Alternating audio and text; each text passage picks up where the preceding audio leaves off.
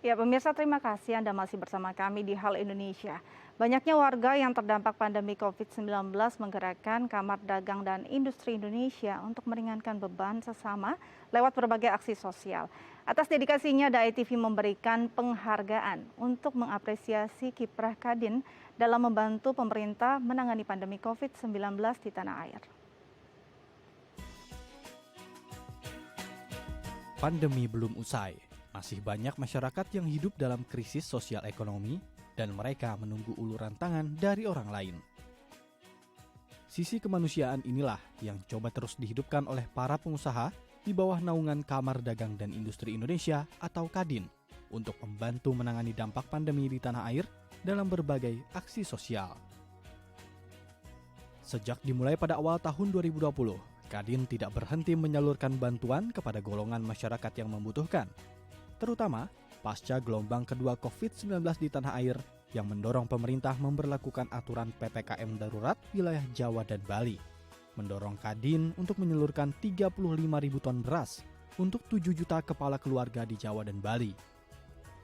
Ada pula bantuan konsentrator oksigen serta penyaluran obat-obatan bagi pasien COVID-19 yang menjalani isolasi mandiri.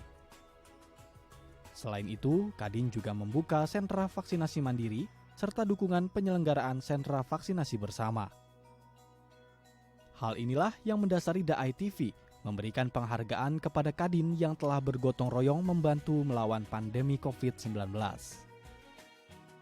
Penghargaan diberikan sebagai simbol rasa bangga, hormat, dan terima kasih atas kerja keras yang pantang menyerah dalam mengatasi pandemi.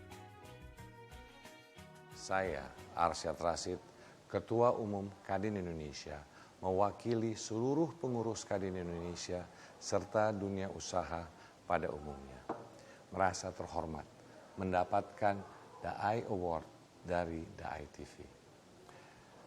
Penanganan pandemi COVID-19 sudah menjadi tugas dan kewajiban kita sebagai komponen bangsa dalam berbagai kapasitasnya, untuk bahu-membahu dan bergotong royong bersama pemerintah untuk memulihkan kesehatan serta membangkitkan ekonomi Indonesia.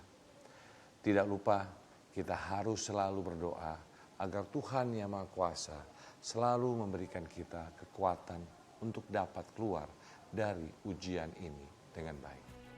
Adanya penghargaan ini diharapkan dapat menginspirasi masyarakat luas untuk berempati dan bersinergi dalam merangkul sesama saudara yang membutuhkan bantuan. Tim Liputan, DAI TV. Baik, untuk membahas lebih lanjut tentang gotong royong yang dilakukan Kamar Dagang dan Industri Indonesia dalam membantu meringankan beban sesama yang terdampak pandemi COVID-19, kita akan berbincang bersama Bapak Gandhi Sulistianto selaku pengusaha dan juga anggota Kadin. Selamat pagi Pak Gandhi, apa kabar? Selamat pagi juga, kabar baik, luar biasa. Luar biasa, harus sehat ya Pak ya. Pak Gandhi, ini dari awal mula pandemi hingga saat ini tidak berhenti. Kadin sendiri melakukan aksi sosial hingga membuat perluasan dengan melakukan sinergi juga dengan pemerintah, dengan berbagai pihak juga. Ini adalah sebuah tindakan dan juga gerakan yang cukup panjang. Bisa dijelaskan komitmen ini bermula dari mana dan kenapa bisa terus bertahan hingga saat ini, mungkin juga nantinya karena selama pandemi ini belum berakhir juga Pak. Ya, jadi inisiatif ini muncul pada saat kita awal-awal terkena pandemi COVID-19 ini pada awal tahun 2020. Sebenarnya akhir tahun 2019 kita sudah ada indikasi yang terjadi pada saat itu di luar negeri. Namun banyak perusahaan-perusahaan anggota Kadin yang memiliki juga kantor waktu itu di luar negeri yang sudah merasakan betapa pandemi tersebut dampaknya luar biasa sekali.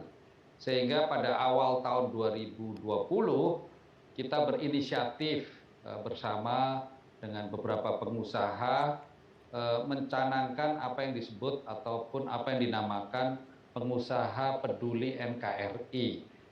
Kenapa dinamakan tersebut? Karena kita peduli dengan negara kita yang pada waktu itu diantisipasi pada saat dimulainya pandemi COVID-19 ini. Dan pada waktu itu secara spontanitas kita berkumpul dan mengumpulkan dana dan tercapailah sejumlah dana yang cukup signifikan untuk membantu menginisiasi beberapa kegiatan sosial.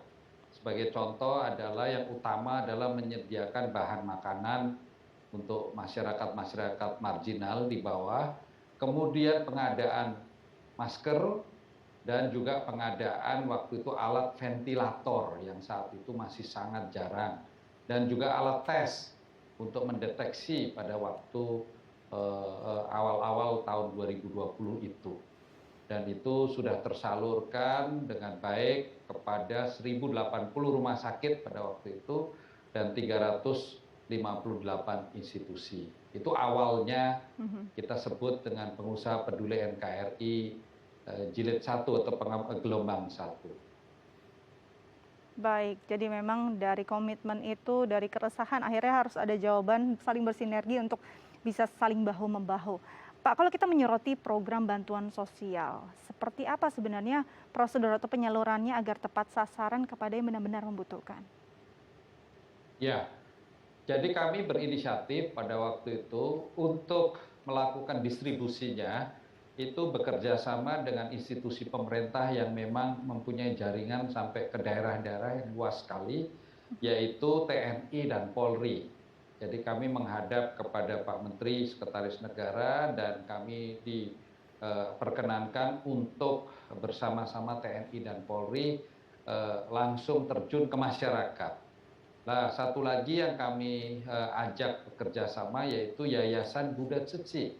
Kenapa Yayasan Buddha Seci? Karena yayasan ini yang memiliki relawan juga sampai ke daerah-daerah dan sudah berpengalaman secara internasional. Tetapi di samping itu juga organisasi-organisasi kemasyarakatan yang lain, termasuk juga kepada PMI dan lain-lain, kami langsung bekerja sama agar bantuan yang kami kumpulkan itu dapat langsung diterima kepada masyarakat yang membutuhkan. Baik, ini memang sebuah gerakan dan sinergi yang luar biasa. Kalau kita lihat semangatnya ini untuk saling bahu-membahu luar biasa sekali. Ini bukan pekerjaan 1 bulan atau 2 bulan, bahkan sudah hampir 2 tahun. Apa yang membuat semangat para anggota Kadin dan para pengusaha yang notabene mungkin juga terdampak pandemi bisa terus bertahan dan mau berbagi untuk masyarakat, Pak? Ya, tentu saja kami pengusaha melihat apa yang dilakukan oleh pemerintah. Pemerintah kita dengan susah payah, dengan kondisi keuangan yang sangat terbatas, terus berusaha membangkitkan semangat masyarakatnya itu untuk bisa saling membantu, dan juga pemerintah juga all out memberikan subsidi dan lain sebagainya dalam rangka meningkatkan ekonomi nasional. Nah, sebagai pengusaha itu pelaku ekonomi, kalau itu hanya kita diam saja, itu sesuatu yang sangat keterlaluan menurut pendapat saya. Maka dari itu saya menginisiasi bersama-sama dengan beberapa pengusaha dan datang ke Kadin untuk melakukan kegiatan ini dan melakukan kerja nyata untuk meringankan beban pemerintah, ya, dengan sekaligus juga menggerakkan mesin-mesin ekonomi yang ada di daerah. Karena yang paling terkena ekonomi di daerah ini adalah pengusaha-pengusaha informal yang dimana hidupnya sangat tergantung dari penghasilan sehari-hari. Nah, sasaran inilah yang kami lakukan. Sehingga kami tidak berhenti pada saat pada pengumpulan dana yang pertama saja, namun itu dilanjutkan juga pada sekitar bulan pertengahan gitu 2000 atau awal 2021 itu melakukan penggalangan dana yang kedua, jilid kedua, pada saat bertepatan dengan hari Imlek. Jadi kami waktu itu melakukan perayaan Imlek nasional tidak dengan pesta pora, tetapi melainkan dengan kegiatan gerakan sosial. Itu adalah yang kita sebut dengan gerakan pengusaha peduli NKRI jilid 2. Dan tidak berhenti sampai di situ. Pada bulan yang lalu, bulan Juli, kami juga melakukan yang gelombang ketiga. Nah, semua ini sasarannya yang seperti tadi saya katakan adalah masyarakat bawah, kaum marginal. Baik, ini menarik sekali bahwa perayaan-perayaan penting di negeri ini justru dimanfaatkan sebagai momentum untuk berbagi. Pak, kalau kita lihat ini makin banyak tumbuh di masyarakat jiwa-jiwa berbagi, jiwa-jiwa ingin membantu, peduli. Tanggapan Bapak melihat jiwa massa yang saling lebih berempati pada masyarakat lain, apa tanggapan Bapak? Silakan. Ya, saya pikir ini adalah identitas bangsa kita, bangsa Indonesia yang berdasarkan Bhinneka Tunggal Ika, ya, Undang-Undang Dasar 45 dan juga filosofi ideologi Pancasila, di mana kehidupan bermasyarakat itu harus saling menolong, saling membantu, bergotong royong tanpa membedakan strata di masyarakat, tanpa membedakan ras, tanpa membedakan agama. Jadi dasarnya adalah kemanusiaan. Nah, dari sifat dasar jiwa bangsa Indonesia itulah maka kita melakukan gerakan yang berat sama dijinjing, ringan sama-sama dijalankan begitu kira-kira.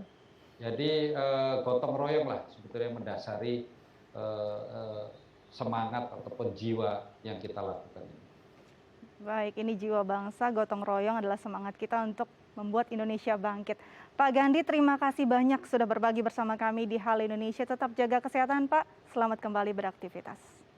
Ya, kami mohon pada kesempatan ini kalau diizinkan oleh DAI-TV menghimbau kepada seluruh pengusaha, usahawan, tidak perlu usahawan yang besar, yang kecil pun, marilah kita sama-sama bergotong royong. Marilah kita melihat saudara-saudara kita yang sedang mengalami kesulitan dalam masa pandemi ini dengan meringankan tangan dengan segala yang kita punya. Tidak harus hanya dengan uang, bisa dengan upaya usaha, dengan pikiran, juga dengan langsung gerakan-gerakan berupa mendorong teman-teman yang lain untuk bekerja sama dan langsung terjun ke lapangan. Baik. Itu kira-kira himbauan saya kepada para pengusaha, anggota Kadin yang ada di seluruh Indonesia. Luar biasa, semoga ini bisa merangkul lebih jauh lagi, lebih banyak lagi anggota Kadin dan juga pelaku usaha untuk bisa melakukan tindakan nyata apapun itu bentuknya. Terima kasih Pak Gandhi, selamat kembali beraktivitas. Terima kasih kembali dan selamat pagi. Selamat pagi Pak. Baik pemirsa, jangan kemana-mana, usai jeda kita akan berbincang tentang waspada infeksi ulang COVID-19. Tetap bersama kami di Halo Indonesia.